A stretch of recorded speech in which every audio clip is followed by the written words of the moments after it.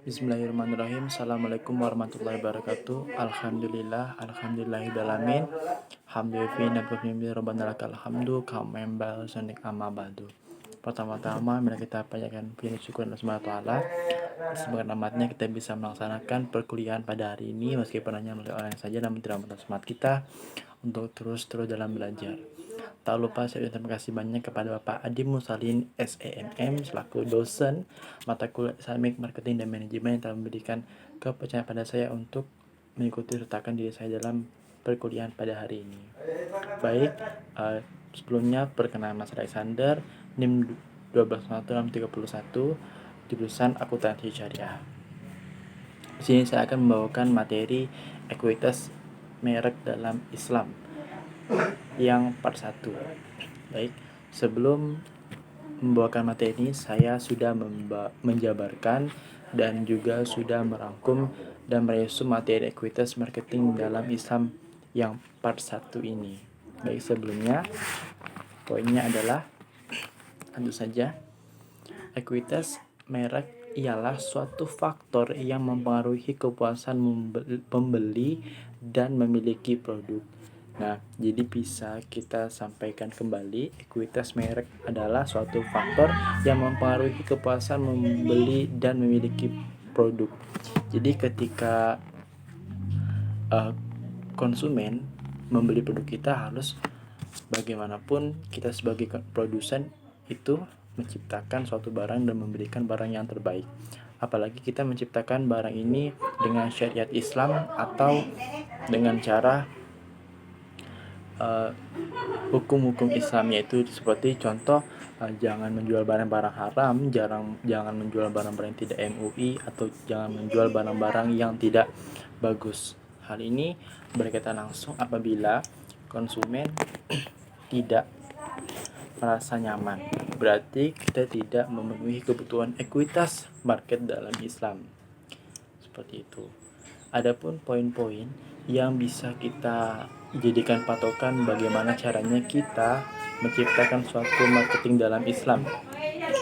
Yang poin pertama adalah tingginya loyalitas akan mendapatkan kesetiaan pelanggan. Nah, jadi selain dengan adanya penempatan syariat Islam dalam marketing Islam ini sendiri, kita juga harus menciptakan loyalitas kita, ya. Loyalitas ini bukan hanya barang-barang yang halal atau barang-barang yang MUI, namun juga kita menciptakan barang-barang yang sesuai dengan kenyamanan dan juga kebutuhan mereka, seperti itu. Jadi ketika Anda memiliki barang atau jasa,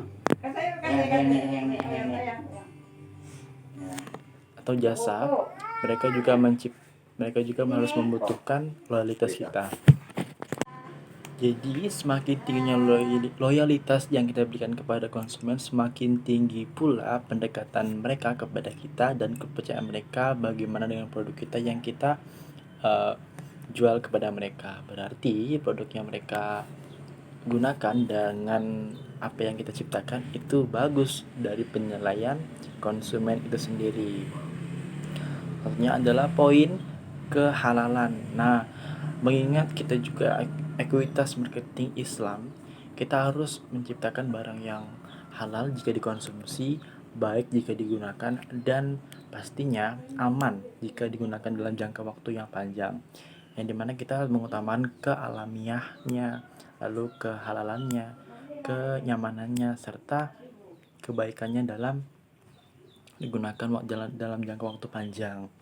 Jadi dengan adanya halal, pasti terciptanya barang yang bagus dan juga barang yang sesuai kebutuhan mereka. Hal itu juga sudah disampaikan, Allah tidak akan menciptakan barang-barang yang haram apabila itu pasti ada akibatnya jika kita gunakan. Maka dari itu kita harus menciptakan barang-barang yang sesuai dengan syariat Islam dan juga menciptakan barang yang halal pastinya. Selanjutnya adalah poin BPOM, memenuhi syarat BPOM dan MUI. Nah, dalam masa-masa globalisasi sekarang, kita pasti memiliki dan menemukan barang-barang yang belum tentu BPOM-nya, belum tentu MUI-nya, dan belum tentu kebagusannya atau kenyamanan dalam digunakan waktu panjang nantinya, seperti itu.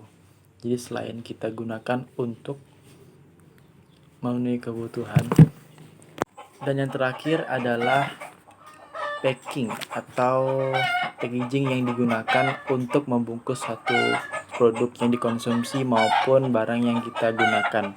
Hal ini juga berkaitan langsung dengan kenyamanan berbelanja, yaitu dengan cara bentuk dari tempat yang digunakan dalam barang-barang yang kita sediakan. Dan mungkin ini penyampaian dari saya, resumen dari saya. Semoga bisa tersampaikan. Saya akhiri. Wassalamualaikum warahmatullahi wabarakatuh.